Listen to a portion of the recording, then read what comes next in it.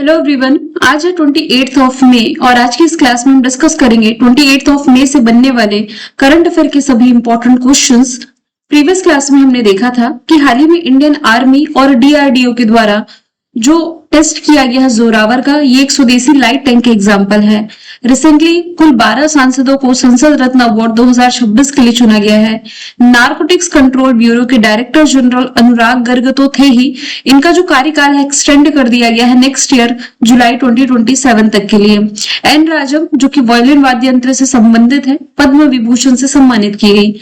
भारत में जो सबसे तेज धावक बने हैं रिसेंटली, गुरिंदर वीर सिंह बने हैं और 100 मीटर की जो रेस है इन्होंने 10.09 सेकंड से भी कम समय में कंप्लीट किया है और अनिमेश कुजूर का रिकॉर्ड तोड़ा है। वहीं 400 मीटर की रेस में 44.98 सेकंड में पूरा करके मिल्खा सिंह का रिकॉर्ड बीट किया है विशाल टीके ने। रक्षा मंत्री राजनाथ सिंह द्वारा लॉन्च किया गया भारत का पहला स्वदेशी 300 kilometre universal rocket launching system का नाम सूर्यास्त्र है। बीएसएफ की पहली ऑल वुमन पर्वतारोहण टीम ने मिशन वंदे मातरम के तहत माउंट एवरेस्ट पर सफलतापूर्वक चढ़ाई करी है। राज्यसभा की पिटीशन कमेटी जो है, याचिका समिति, इसके अध्यक्ष बने हैं राघव चड्ढा और अर्जेंटीना के जो महान फुटबॉलर है लियोनेल मेसी, ये ऑफिशियली तौर पर दुनिया के दूसरे अरबपति फुटबॉलर बने। पहले ही क्रिस्टियानो रोनाल्डो जो कि पुर्तगाल से बिलोंग करते हैं। तो सभी क्वेश्चंस हमने देखे प्रीवियस क्लास में। शुरू करते हैं आज का हमारा पहला सवाल है हाल ही में सुर्खियों में रही VLSR-SAM मिसाइल जो है ये किस प्रकार की मारक क्षमता रखती है? तो ये सतह से हवा यानी कि सरफेस टू एयर वॉर करने वाली मिसाइल है जो कि हाल ही में खबरों में रही है। डीआरडीओ यानी कि डिफेंस रिसर्च डेवलपमेंट ऑर्गेनाइजेशन और इंडियन नेवी के द्वारा इसका ट्रायल रिसेंटली किया गया है। ये एक बेहद आधुनिक और तेज तर्रार मिसाइल हथियार सिस्टम है जिसकी मारक क्षमता की यदि बात की जाए तो 40 to 50 किलोमीटर तक सटीक मापी गई है। और ये स्वदेशी मिसाइल दागो और भूल जाओ यानी कि फायर एंड फॉरगेट के एडवांस सिद्धांत पर काम करती है, यानी कि एक बार टारगेट को कंप्यूटर पर लॉक करके छोड़ देने के बाद ये अपना रास्ता खुद ही खोज लेती है। यहाँ से हम डिस्कस करें यदि डीआरडीओ के बारे में, डिफेंस रिसर्च डेवलपमेंट ऑर्गेनाइजेशन के बारे में, तो 1958 इसका फॉर्मेशन ईयर है। दिल्ली में हेडक्वार्टर हो जाएगा और समीर कामत वर्तमान में इसके अध्यक्ष हो जाएंगे। अच्छा, यहाँ पर एक टर्म लिखा है VLSR-SAM। ये जो मिसाइल है इसकी फुल फॉर्म क्या बनती है? Vertical launch. VL मतलब हो गया ये आपका वर्टिकल लॉन्च और SR-SAM यानी कि short range surface to air missile का ये एग्जाम्पल है। सवाल नंबर दूसरा है वैश्विक प्लास्टिक प्रदूषण संधि का प्राथमिक लक्ष्य किस वर्ष तक प्लास्टिक प्रदूषण को पूरी तरीके से समाप्त करने का रखा गया है? तो आंसर इसका हो जाएगा 2040 तक का ये टारगेट ईयर है। अभी क्या हुआ है कि हाल ही में एक अंतरराष्ट्रीय बैठक आयोजित की गई जिस दौरान दुनिया के 150 से ज्यादा सदस्य देशों ने मिलकर के वैश्विक प्लास्टिक प्रदूषण संधि यानी कि ग्लोबल प्लास्टिक ट्रीटी के अंतिम कानूनी मसौदे पर सर्वसम्मति दी है, यानी कि मेजोरिटी दी है। इस संधि का प्राथमिक लक्ष्य यही है कि आने वाले साल में यानी कि 2040 तक हमारी हरी भरी धरती को प्लास्टिक पोल्यूशन से पूरी तरीके से मुक्त कर दिया जाए। हालांकि ये टारगेट ईयर सेट किया गया है। यहाँ से यदि हम बात करें यूनाइटेड नेशंस एनवायरनमेंट प्रोग्राम के बारे में, जिसका फॉर्मेशन ईयर है 5 जून 1972, इसलिए 5 जून को हम मनाते हैं वर्ल्ड एनवायरनमेंट डे के रूप में। हेडक्वार्टर केन्या नैरोबी में है। अच्छा, यहां से एक और पॉइंट आपको याद रखना है, कुछ टारगेट ईयर जैसे कि 2070 का जो लक्ष्य है 2070 तक भारत को जीरो कार्बन उत्सर्जक देश बनाने का रखा गया है। इसके अलावा 2025 का जो टारगेट ईयर है ये भारत का टीबी मुक्ति का रखा गया था। 2030 का टारगेट ईयर भारत का मलेरिया मुक्ति का रखा गया था। वहीं 2027 का लक्ष्य भारत का फाइलेरिया मुक्ति का रखा गया था, जिसे आप हाथी पांव भी कह सकते हैं। सवाल नंबर तीसरा है हाल ही में इसरो के द्वारा प्रक्षेपित जो NVS-02 उपग्रह है ये किस स्वदेशी प्रणाली का हिस्सा है? तो ये नाविक का हिस्सा हो जाएगा। नाविक के बारे में पहले भी हमने डिस्कशन किया है। ये नाविक है क्या? इसकी फुल फॉर्म बनती है नेविगेशन विद इंडियन कॉन्स्टलेशन। ये असल में भारत का अपना क्षेत्रीय उपग्रह है, नौवहन सिस्टम यानी कि रीजनल सैटेलाइट नेविगेशन सिस्टम है, जो कि पूरी तरीके से मेड इन इंडिया है। और खास तौर पर यदि देखा जाए तो भारत की जो मुख्य भूमि है और जो हमारी बॉर्डर यानी कि सीमाओं के चारों तरफ लगभग 1500 किलोमीटर तक का जो दायरा है, यहाँ पर ये बिल्कुल सटीक लोकेशन की लाइव जानकारी देने के लिए वैज्ञानिक रूप से बनाया गया है। अब इसका सफल प्रक्षेपण किया गया है कहां से? श्रीहरिकोटा से। ये है कहां पर? आंध्र प्रदेश में स्थित है। यहां से इसरो के बारे में हम डिस्कशन करें। इसरो जो कि भारत की स्पेस एजेंसी है, 1969 फॉर्मेशन ईयर, बैंगलोर कर्नाटक में हेडक्वार्टर। इसके पहले अध्यक्ष विक्रम अम्बलाल साराभाई थे, अभी 11वें अध्यक्ष बी नारायण है। रिसेंट के हम करंट अफेयर के फैक्ट देखे जो इसरो से रिलेट करके हमने पढ़ा था। इसका GSAT-32 सैटेलाइट सतीश धवन अंतरिक्ष केंद्र श्रीहरिकोटा से लॉन्च किया गया। नाविक सैटेलाइट को अंतरिक्ष की कक्षा में इसने स्थापित किया। Integrated air drop test, ISRO ने CE-20 क्रायोजेनिक इंजन का सफल परीक्षण किया और स्कूली बच्चों के लिए युविका कार्यक्रम की शुरुआत करी। 2026 का इसका पहला मिशन PSLV C-62 फेल हुआ। दुनिया के सबसे बड़े कमर्शियल सैटेलाइट जिसका नाम है ब्लू बर्ड ब्लॉक 2, ये इसरो ने ही लॉन्च किया था दिसंबर में LVM Mark 3 M6 के माध्यम से। सबसे भारी कम्युनिकेशन सैटेलाइट का नाम CMS-03 है, जो कि इसरो ने लॉन्च किया था नवंबर में। नेक्स्ट ईयर तक इसका पहले मानव युक्त मिशन जिसका नाम गगनयान है, ये लॉन्च होने की पॉसिबिलिटी है। इसरो का पहला एनालॉग अंतरिक्ष मिशन लेह लद्दाख में स्थापित किया गया। और नासा इसरो का एक संयुक्त प्रोजेक्ट है जिसका नाम निसार है। निसार यानी कि NASA ISRO synthetic aperture radar, इसकी फुल फॉर्म बन जाएगी। और ये कैसा सैटेलाइट है? अर्थ ऑब्जर्वेशन सैटेलाइट है। सवाल चौथा है, हाल ही में चर्चे में रही राष्ट्रीय डेटा गवर्नेंस फ्रेमवर्क नीति किस मंत्रालय के द्वारा जारी की गई है? National data governance framework policy, जो कि रिसेंटली जारी की है इलेक्ट्रॉनिक्स और सूचना प्रौद्योगिकी मंत्रालय ने। ऑप्शन बी इसका राइट आंसर हो जाएगा। तो देखिए इसके कुछ फैक्ट्स यहाँ पर लिखे हुए हैं, जैसे कि इलेक्ट्रॉनिक्स और सूचना प्रौद्योगिकी मंत्रालय इसका नोडल मंत्रालय है। इसका कानूनी आधार जो है ये DPDP एक्ट 2023 और IT एक्ट 2000 रखा गया है। संवैधानिक प्रावधान क्या है? जो आर्टिकल नंबर 21 है, ये गोपनीयता का अधिकार देता है। अच्छा, यहाँ से कुछ फैक्ट यदि बनेंगे तो राष्ट्रीय डेटा गवर्नेंस फ्रेमवर्क नीति किस मंत्रालय ने जारी की है? तो इलेक्ट्रॉनिक्स और सूचना प्रौद्योगिकी मंत्रालय ने जारी की है। और ये जो आर्टिकल मैंने बताया है गोपनीयता का, ये 21 आपको रिलेट करना है।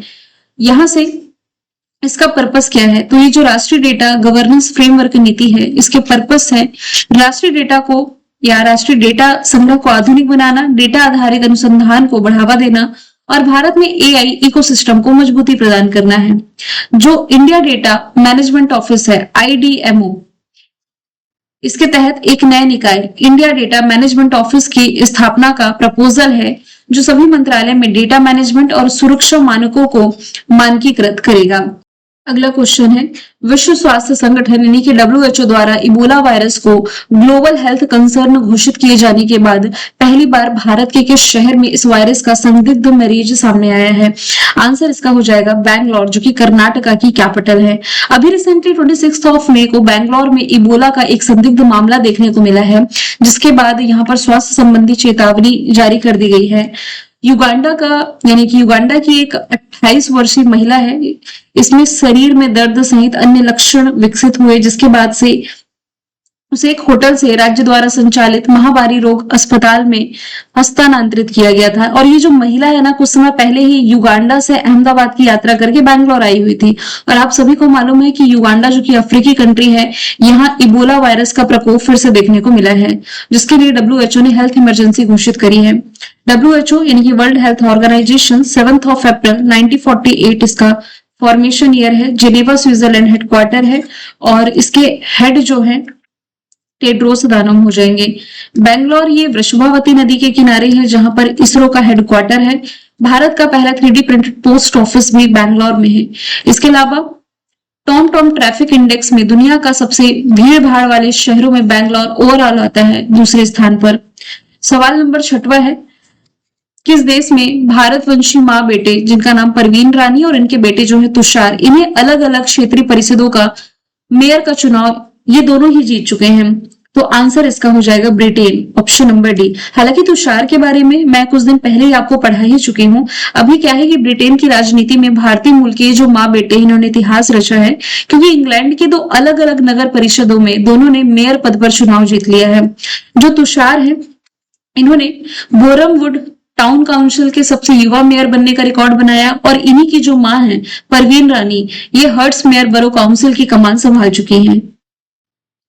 अगला सवाल है, किस देश के विदेश मंत्री हैं मार्क रूबियो, जिन्होंने कोलकाता में मिशनरीज ऑफ चैरिटी के मुख्यालय मदर हाउस का दौरा किया, जो हाल ही में चर्चे में रहा। तो देखिए, ये जो मार्क रूबियो है ना, ये है अमेरिका के विदेश मंत्री, जो कि रिसेंटली भारत के दौरे पर आए हुए थे। और इनका दौरा ऐसे समय में हुआ है जब भारत FCRA कानून में बदलाव के लिए एक नया विधेयक लाने की तैयारी कर रहा है। ये FCRA है क्या? देखिए, फॉरेन कंट्रीब्यूशन रेगुलेशन एक्ट इसकी फुल फॉर्म बनती है। तो ये भारत सरकार का एक प्रमुख कानून है जो ये तय करता है कि भारत में कौन सा व्यक्ति या संगठन विदेशों से धन यानी कि डोनेशन प्राप्त कर सकते हैं और उसे कैसे खर्च किया जा सकता है। चिंता ये जताई जा रही है कि इन संशोधनों से मिशनरीज ऑफ चैरिटी सहित भारत में काम कर रहे ईसाई संगठन के लिए विदेशी फंड हासिल करना बेहद मुश्किल हो जाएगा। साथ ही इसके तहत उनकी जो संपत्तियां हैं, इसे जब्त किए जाने का जोखिम भी बढ़ सकता है। इस दौरे के ठीक पहले अमेरिकी कांग्रेस सदस्य क्रिस स्मिथ ने विदेश मंत्री रूबियो से ये अपील की थी कि वे भारत सरकार पर इन अमेंडमेंट यानी कि इन संशोधनों को वापस लेने का दबाव बनाएं। तो इनका जो भारत दौरा था चर्चे में था, पूछा जाए किस देश के विदेश मंत्री हैं, तो ये अमेरिका के विदेश मंत्री हो जाएंगे। नेक्स्ट क्वेश्चन है, क्वाड विदेश मंत्रियों की मीटिंग के बाद भारत ने किस देश के साथ क्रिटिकल मिनरल्स यानी कि जो महत्वपूर्ण खनिज है और रेयर अर्थ्स यानी कि दुर्लभ जो मृदा तत्व है, इसके माइनिंग और प्रोसेसिंग में आपूर्ति की सुरक्षा फ्रेमवर्क पर हस्ताक्षर किए हैं। तो ये हस्ताक्षर भारत ने रिसेंटली किए हैं अमेरिका के साथ में। देखिए, अभी क्वाड मीटिंग चर्चे में थी, 11th नंबर की क्वाड मीटिंग। अब ये क्वाड है क्या? 4 देशों का समूह है। अमेरिका जिसमें शामिल है, जापान जिसमें शामिल है, ऑस्ट्रेलिया जिसमें शामिल है, और भारत भी क्वाड का मेंबर है। तो अभी हाल ही में क्वाड विदेश मंत्रियों की बैठक जो दिल्ली में रही, इसमें भारत ने क्रिटिकल मिनरल्स और रेयर अर्थ के माइनिंग और प्रोसेसिंग में आपूर्ति की सुरक्षा फ्रेमवर्क पर हस्ताक्षर अमेरिका के साथ किए हैं। पर्पस क्या है? इसका मुख्य उद्देश्य है महत्वपूर्ण खनिजों के खनन, इनके प्रोसेसिंग, रिसाइकलिंग की सप्लाई चेन को सुरक्षित करना और इस क्षेत्र में चाइना का जो एकाधिकार है इसे कम करने की कोशिश करना। इसके लिए जो फ्रेमवर्क है, India US framework on securing of supply in the mining and processing of critical minerals and rare earths, ये फ्रेमवर्क का नाम है। नेक्स्ट क्वेश्चन है, quad ports of the future partnership के तहत किस देश में बंदरगाह इंफ्रास्ट्रक्चर की मजबूती के लिए एक पायलट प्रोजेक्ट योजना बनाई गई है? आंसर इसका फिजी हो जाएगा, ऑप्शन नंबर 20 का राइट आंसर है। देखिए, सबसे पहले मैप के थ्रू आप देखिए फिजी की लोकेशन कहां पर है। ये आपको पैसिफिक ओशन नजर आ रहा होगा, ये ऑस्ट्रेलिया आप देख पा रहे हैं, यहाँ न्यूजीलैंड, पापुआ न्यू गिनी जहां सबसे अधिक लैंग्वेजेस बोली जाती हैं, और इसके इधर चले जाएंगे तो साउथ अमेरिका, फिर इधर नॉर्थ अमेरिका की लोकेशन है। अभी क्या हुआ है, जो मैंने आपको क्वाड मीटिंग बताई ना विदेश मंत्रियों की, यहाँ पर एक समझौता हुआ है। कैसा समझौता या कैसे साझेदारी? देखिए, फिजी जिसकी लोकेशन मैंने आपको बताई है, फिजी में इंफ्रास्ट्रक्चर, कौन सा इंफ्रास्ट्रक्चर है आपका? पोर्ट का इंफ्रास्ट्रक्चर की मजबूती के लिए पायलट प्रोजेक्ट की योजना बनी है। अब समझते हैं इस साझेदारी का जो मुख्य उद्देश्य है, ये इंडो पैसिफिक क्षेत्र के प्रमुख जो समुद्री गलियारे यानी कि कॉरिडोर्स हैं, इसमें व्यापार को बढ़ावा देने और बंदरगाहों की क्षमता को बढ़ाना इसका पर्पस है, जिसकी शुरुआत जो है ये फिजी से ही की। प्रोजेक्ट है क्या? तो देखिए, ये क्वाड देशों की एक शुद्ध गैर सैन्य यानी कि बिना सैनिकों के आर्थिक और बुनियादी ढांचा यानी कि इंफ्रास्ट्रक्चर विकास पहल है। इसका पर्पस है यानी कि इसके तहत फिजी के मौजूदा जो पोर्ट्स हैं इन्हें मॉडर्न बनाया जाएगा, उनके माल उठाने की क्षमता को बढ़ावा दिया जाएगा, और वहां डिजिटल और भौतिक सुरक्षा यानी कि फिजिकल सिक्योरिटी को मजबूती प्रदान की जाएगी। अब एक सवाल दिमाग में आता है कि इसके लिए फिजी को ही क्यों चुना गया है? तो देखिए, यदि भौगोलिक दृष्टि से देखा जाए ना, तो फिजी की स्थिति पैसिफिक ओशन में ठीक वैसे ही है जैसे किसी शहर में मेन चौराहे की होती है। वो कैसे? ये ऑस्ट्रेलिया, न्यूजीलैंड, एशिया और अमेरिका को जोड़ने वाला समुद्री व्यापार मार्गों के ठीक बीचों बीच स्थित है। लोकेशन मैंने आपको यहाँ से फिजी की दिखा ही दी है, ठीक है। यदि क्वाड को पूरे प्रशांत द्वीप देशों में अपनी पहुंच बनानी है तो फिजी उसका सबसे अच्छा ऑप्शन माना जा सकता है। फिजी की कैपिटल ये हो जाएगी सुवा, करेंसी हो जाएगी फिजियन डॉलर, राष्ट्रपति है नाइकामा लाल बलवो, प्रधानमंत्री है सिफिना रुबिका है। प्रधानमंत्री नरेंद्र मोदी को फिजी ने अपने हाईएस्ट सिविलियन ऑनर से रिसेंटली सम्मानित किया था। अगला क्वेश्चन है, क्वाड देशों द्वारा शुरू की गई एआई एंगेज पहल का संबंध मुख्य रूप से किस क्षेत्र से है? तो ये है मॉडर्न एग्रीकल्चर, ये यानी कि आधुनिक कृषि से संबंधित है। अब क्वाड देश होते क्या है, ये मैप के थ्रू भी देख लीजिए। भारत, जापान, अमेरिका और ऑस्ट्रेलिया, ये 4 देश इसके पार्ट हैं। एआई एंगेज जिसकी फुल फॉर्म बनती है advancing innovation for empowering next gen agriculture. इस पहल के तहत एआई और रोबोटिक्स का उपयोग करके किसानों को बेहतर फसल उपज और फूड सिक्योरिटी के साधन दिए जाएंगे और कृषि क्षेत्र में तकनीक को बढ़ावा देने के लिए एआई एंगेज पहल के तहत 6 इंटरनेशनल रिसर्च प्रोजेक्ट के लिए $6 मिलियन से अधिक के पुरस्कारों की घोषणा की गई है। फिर से अगला क्वेश्चन क्वाड का ही है। क्वाड देशों द्वारा समुद्री सुरक्षा को मजबूत प्रदान करने के लिए शुरू की गई जो निगरानी पहल है, इसका नाम क्या है? तो इसका नाम हो जाएगा Indo Pacific maritime surveillance collaboration. Option A right answer है। तो इस नई पहल के तहत चारों देश जो मैंने आपको बताए हैं क्वाड वाले देश, ये समुद्र में आपातकालीन स्थितियों और राहत कार्यों के लिए आपस में सूचनाएं और डेटा शेयर करेंगे। और क्वाड देशों की इस नई समुद्री निगरानी योजना का जो शुरुआती फोकस है, ये इंडियन ओशन रीजन की सुरक्षा को मजबूती प्रदान करना है। यहाँ जो फैक्ट मैंने आपको बताया है कि 11वीं क्वाड विदेश मंत्रियों की मीटिंग रिसेंटली दिल्ली के हैदराबाद हाउस में आयोजित की गई, ये आपको इंपॉर्टेंट याद रखना है क्योंकि क्वेश्चन में थोड़ा पैटर्न चेंज हुआ है। मान लीजिए दिल्ली में तो आयोजित की गई थी, तो दिल्ली में कहाँ, क्या जंतर मंतर में, क्या भारत भवन में, भारत मंडपम में या हैदराबाद हाउस, ऐसे ऑप्शन दे दे तो आपको मालूम होना चाहिए। 12वां सवाल है, राष्ट्रपति ने कितने लोगों को पद्म भूषण अवार्ड 2026 दिए? कल हमने पद्म विभूषण के बारे में देखा था। कुल 5 व्यक्तियों को पद्म विभूषण दिए गए जो कि दूसरा हाईएस्ट सिविलियन ऑनर है। तीसरा highest civilian honour Padma Bhushan है। 2026 का पद्म भूषण अवार्ड जो है ये जीता है कुल 13 व्यक्तियों ने। पद्म भूषण उच्च क्रम की विशिष्ट सेवा के लिए दिया जाता है। देखिए, पहला भारत रत्न है हाईएस्ट सिविलियन ऑनर, दूसरा पद्म विभूषण, तीसरा पद्म भूषण, चौथा पद्मश्री है। जिन 13 व्यक्तियों को पद्म भूषण अवार्ड दिए गए जिसमें कि अलका याग्निक जो कि सिंगर है, Bollywood singer, playback singer Maharashtra की, भगत सिंह कोश्यारी, कल्लीपट्टी रामासामी, मम्मूटी, मतलब एक तरफ नाम लिखा है और इनका क्षेत्र लिखा है और जिस राज्य से संबंधित है ये लिखा हुआ है, तो इसमें आप कंफ्यूज नहीं होइएगा। आप बोलेंगे तो मैं चार्ट वाइज भी इसे प्रोवाइड करा दूंगी, मैं सिर्फ नाम पढ़ देती हूँ। Doctor Noori Dattatreya, Piyush Pandey, SKM Maikalanand, Shatavadhani R Ganesh, Shibu Soren, Jharkhand के पूर्व मुख्यमंत्री रहे ये, उदय कोटक। ये वाला क्वेश्चन अभी MPPSC ने पूछा है, 26 अप्रैल को जो पेपर था ना प्रीलिम्स का, इससे क्वेश्चन बना है। VK मल्होत्रा, इन्हें मरणोपरांत मिला है। वेल्लापल्ली नटसन और विजय अमृतराज, इन्हें अवार्ड मिले हैं। अफ्रीका दिवस मनाया कब जाता है? तो मई महीने की 25 तारीख को। हमने देखा वर्ल्ड थायराइड डे, हमने देखा वर्ल्ड फुटबॉल डे। एक और याद रखिए, अफ्रीका दिवस ये 25 मई को ही मनाया जाता है क्योंकि इसी दिन 1963 में अफ्रीकी एकता संगठन की स्थापना हुई थी जो बाद में 1999 में अफ्रीकी यूनियन बन गया था और इसका हेडक्वार्टर है अदिस अबाबा, इथियोपिया में। 1 मई को इंटरनेशनल डे ऑफ लेबर मनाया गया और महाराष्ट्र गुजरात का स्थापना दिवस। 3 मई को है वर्ल्ड प्रेस फ्रीडम डे, 7 मई है वर्ल्ड एथलेटिक्स डे, 8 मई है world red cross day. International day of nurse है 12 मई, नेशनल डेंगू डे 16 मई, विश्व एड्स वैक्सीन दिवस और अंतरराष्ट्रीय संग्रहालय दिवस 18 मई है। वर्ल्ड बायोडायवर्सिटी डे है 22 मई, कॉमनवेल्थ डे 24 मई, फुटबॉल दिवस और थायराइड दिवस हमने देखा 25 मई को। कल ये क्वेश्चन मैंने ऐड किया था, बाद में मैंने रिमूव कर दिया था क्योंकि गलती से मैंने ऑप्शन गलत पढ़ दिया था। The library man of India किताब ये किसके द्वारा लिखी गई है? तो इसके राइटर हो जाएंगे PP सत्यन, जो अभी हाल ही में उपराष्ट्रपति CP राधाकृष्णन के द्वारा लॉन्च की गई। मैंने गलती से कल PN पन्नीकर कहा था, इसलिए बाद में मुझे क्वेश्चन रिमूव करना पड़ा था। The library man of India किताब के लेखक पीपी सत्यन है और इस किताब का पूरा नाम है the library man of India the story of PN Panikkar. यानी कि पीएन पन्नीकर के जीवन पर आधारित ये किताब है जो कि लिखी गई है पीपी सत्यन के द्वारा।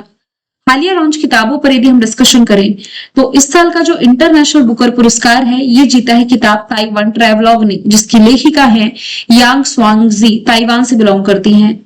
इंटरनेशनल बुकर पुरस्कार ये किसी भी भाषा में लिखे गए नोवेल के लिए दिया जाता है, बस उसका ट्रांसलेशन इंग्लिश में होना चाहिए। जबकि लास्ट ईयर का जो बुकर प्राइज है ये जीता था डेविड ज़ेले ने फ्लेश के लिए। बुकर प्राइज क्या है? सिर्फ इंग्लिश में लिखी रचनाओं के लिए मिलता है। The loneliness of Sonia and Sunny किताब है किरण देसाई की। My idea of nations first है उदय माहूरकर की। Different but no less Anupam Kher. Hindi भाषा के लिए साहित्य अकादमी अवार्ड जीता है ममता कालिया ने जीते जी इलाहाबाद के लिए। टाइड्स ऑफ टाइम किताब है सुधा मूर्ति की। आई एम जॉर्जिया किताब है जॉर्जिया मिलनी की, जिसका जिक्र प्रधानमंत्री नरेंद्र मोदी जी ने मन की बात के तहत किया था। Mother Mary comes to me किताब है अरुंधति रॉय की। टॉम्ब ऑफ सेंट है गीतांजलि श्री की। टाइम शेल्टर है जॉर्जिया गोस्पदरोव की। कैरोज है जेरी अर्पनबेक की।